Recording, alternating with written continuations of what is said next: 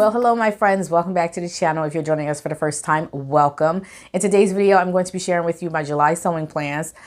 I am a little bit late in getting this video out. I do want to share with you the sewing plans I have for July. Even though we're in the middle of July, I do have sewing plans and I'm going to share with you those sewing plans. I have been just so backed up because I've been sewing a lot of my summer garments, and those summer garments have been taking a little bit more time than I had originally planned.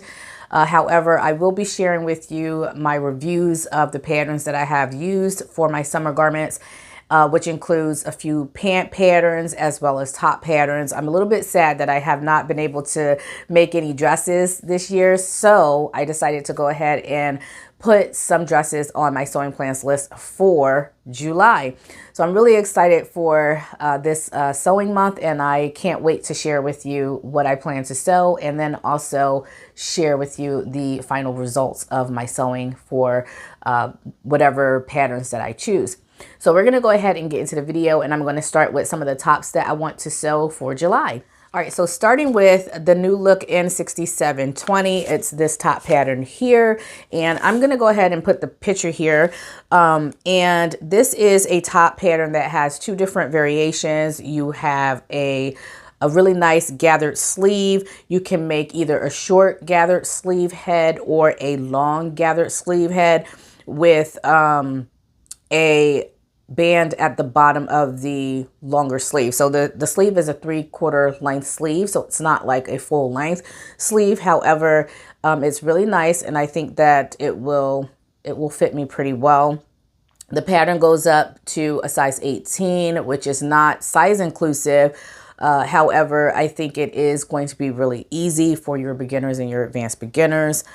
And you have the two different variations, which includes the sleeve variation, and then you also have a peplum variation. So at the bottom of the top, you'll see there's a gathered peplum that goes on to the waistline there.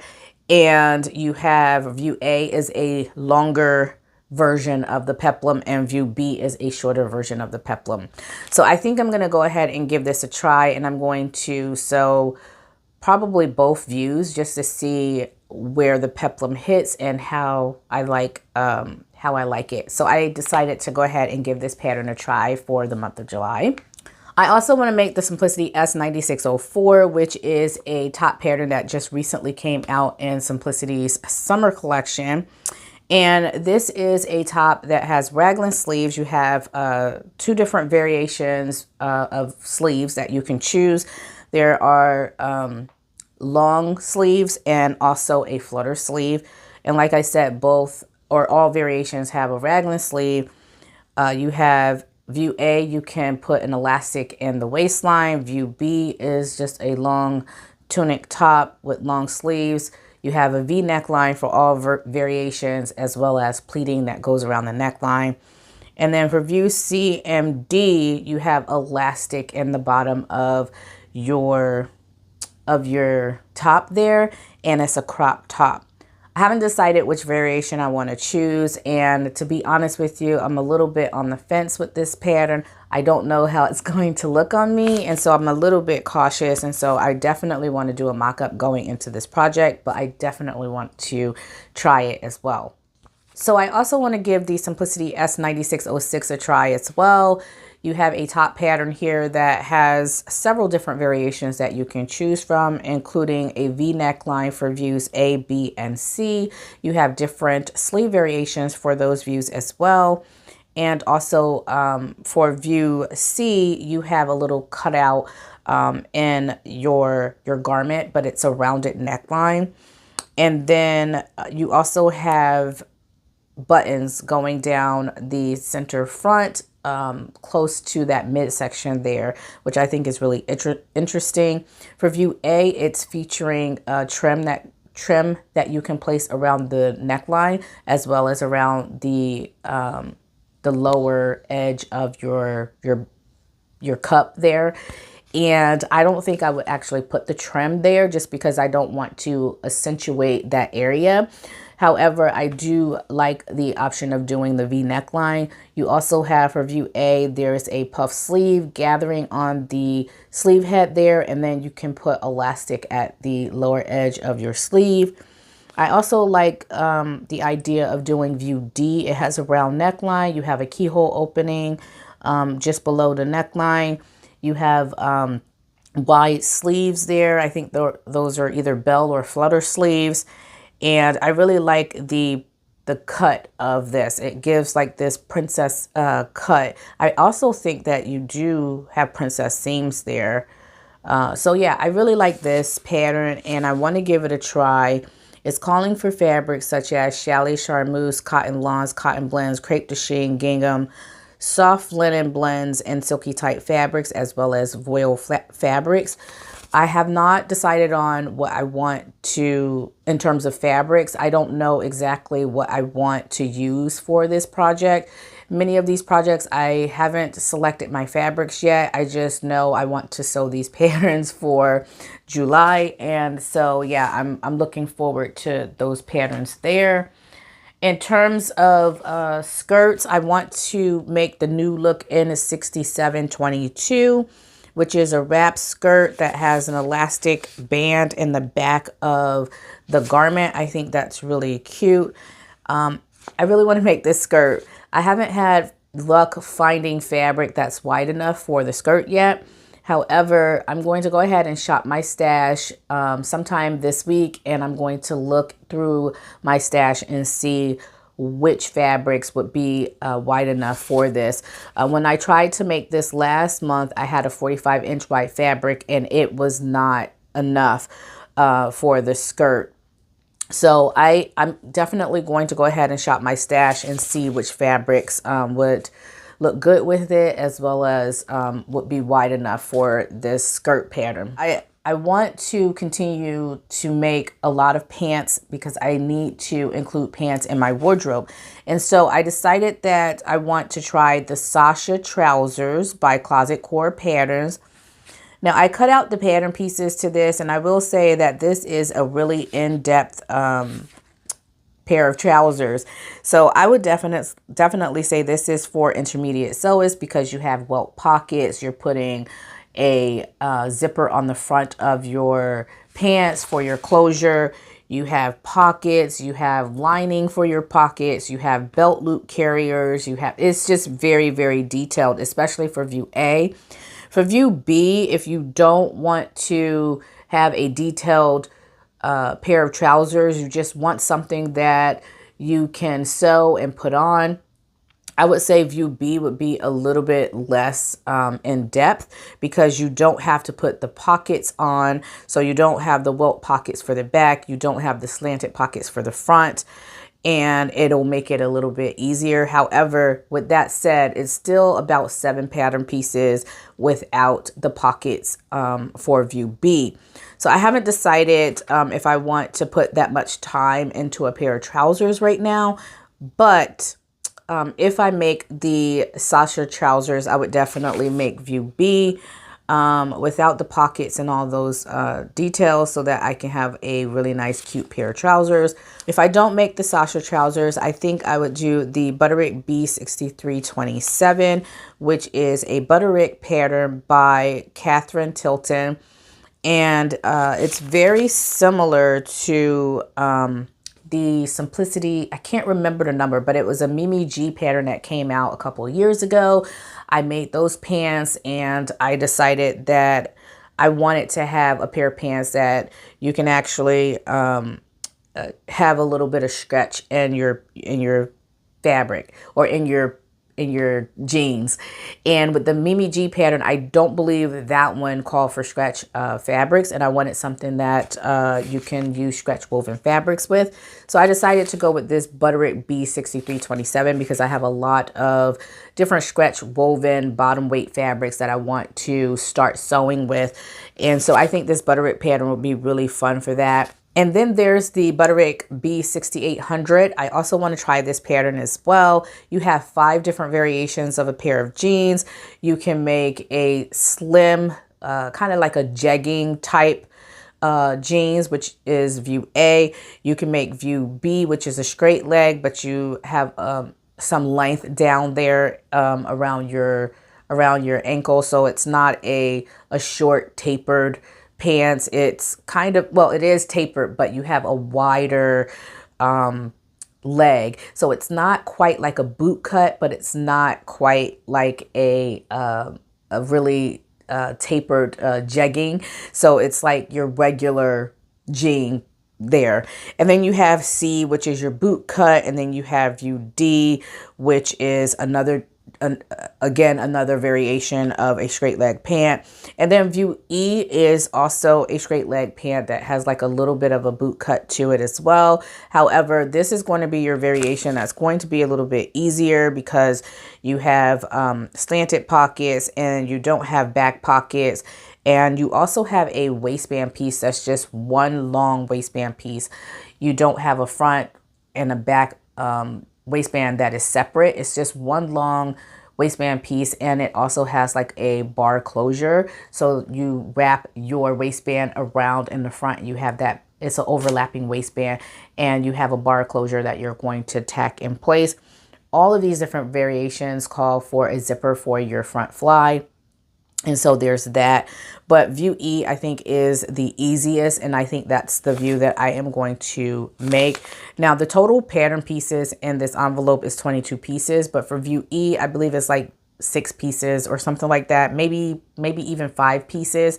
So it's not that complicated. And like I said, I want something that's really simple, easy, especially for pants. So anyway, that's basically what I want to make for my bottoms. And now I'm going to go ahead and talk about the dresses that I want to make for July and August, I guess. So I wanted to try the Vogue V1747, which is a shirt dress. So it has a little bit of a drop shoulder. You have 5 different variations of a dress, and it's basically 2 pattern pieces for your front and your back. The back is cut twice and the front is cut twice as well. So you have those 2 pattern pieces. You also have a stand-up collar and a collar band. The dress has buttons that go down the center front. And for views A, B, and C, these are sleeveless options. But like I said, you do have a drop shoulder, so you do have a little bit of a sleeve on your arm. And then for views D and E, you have a sleeve that you can attach to that drop shoulder there, which is really nice. And then for view A, this is a sleeveless option, but it's not flared. So for views D, E, and F, these are really just more of your straight shirt dress patterns, and views A, B, and C is a flared dress. So I think that I would try view A with view D sleeves on it, or I just probably won't even put the sleeves on depending on how long the drop sleeve is. And then you also have a belt that comes with the pattern. So you have a belt pattern piece that comes with the pattern. And for fabrics, the suggestions are broadcloth, poplin, rayon, challis, chambray, and those types of fabrics. And yeah, I really like it because it is figure flattering for all body types, and it is supposed to be easy. And I love shirt dresses. So, and it's been about a year or 2 since I've made a shirt dress. I think my last shirt dress was a Tracy Reese pattern that I made for the BHM Pattern Designers Challenge, and that was 2 years ago. So yeah, I'm due for a shirt dress. So I'm really excited to try this Vogue pattern. So the next 2 patterns, I've selected these patterns specifically because I want to make a knit dress out of a cheetah print fabric that I purchased from Zulu Fabrics. So I don't know if I'm going to make Butterick B6054 or Butterick B5898. I'll tell you the features of each one, and maybe you can help me choose, and then I'll show you the fabric as well. So the Butterick B6054 is the Maggie London wrap dress. So it has grown on sleeves, and this pattern here is for knits only. and it's calling for lightweight knits such as your jersey fabrics. And you do have to buy fusible interfacing as well. So I'm guessing that this is going to have some facings that you attach to the garment. I haven't had a chance to cut this pattern out yet, but I'm looking forward to making this. It's very simple, easy wrap dress. It has a little, kind of like a little ruching that goes on the side there, which I think is really cute. And you have a tie that you're going to put on your garment as well. So if I don't make that particular dress pattern, I want to make the Butterick B5898, which is a Connie Crawford pattern. It comes in sizes extra small to extra large, and you have two different variations, including a view A that has a collar that you can put on your dress, and it also has sleeves. This is also a wrap dress. If I didn't say that, it's a wrap dress. For view B is a wrap dress that's sleeveless and you don't put that collar band around the neckline. Now, what's interesting about this Connie Crawford pattern is that it calls for crepe fabrics, jersey, and also linen blends. So you can use a knit and a woven, a non-stretch woven fabric for this Connie Crawford pattern. And so that's why I wanted to lean more towards this pattern, because if I really like the pattern, I can actually try it in a non-stretch woven fabric and have my little knit dress as well. So I was leaning towards the Connie Crawford, but I also like the Maggie London pattern. And I didn't mention the Maggie London pattern comes in sizes 6 to 14 and 14 to 22. So yeah, I really like both of those. And let me show you my fabric. So that's my fabric here. This is a cheetah print. It's black, gray, and white, and it has like foil going throughout the fabric. It's like a baked in glitter. So you don't, the glitter doesn't rub off at all. So it's more like a baked in foil type glitter that's going throughout the fabric, which I really love because I don't like getting glitter everywhere. So I really like this fabric. And yeah, you help me choose which of these patterns I should use for this fabric. And then lastly, I want to make the McCall's M7381. So this is an older McCall's dress pattern. It came out about, I want to say 3 years ago, and I've been wanting to make it ever since. So the pattern comes in extra small to medium, and then large to 2XL. So it's somewhat size inclusive. The pattern calls for challis fabrics, crepe de chine, cotton blends, and you do have a lining because you're going to line the bodice of the dress. Now I want to fully line my dress because I'll show you the fabric that I want to use for it. And so I will be altering the skirt pattern piece a little bit so that I can include a lining for my dress. So this dress has 4 different variations. You have a sleeveless option. You have a long sleeve option that has a cuff at the bottom. You also have a short sleeve as well. So I really like this. And last year I made a mock-up of this and it was okay. I had to make some tweaks and some alterations. And so I'm going to go ahead and pick up where I left off. And I want to say it was like December. And I'm going to go ahead and do another mock-up, see where it is, you know, if I need to make any adjustments or anything like that. And then I will go ahead and start that project. So the fabric I want to use for that is this fabric here. Now, you all probably are familiar with this fabric. I've been sitting on this fabric pretty much for the last 2 months. I really need to make something with it. It was sponsored to me by Morex Fabrics, and I'm really looking forward to making something with it.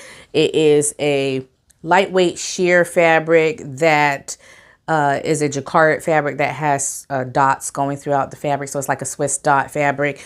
Very cute on a white background with dark pink flowers and a hint of peach kind of like strokes going throughout the fabric. So I really like this fabric, and I need to get a jump start on that really soon.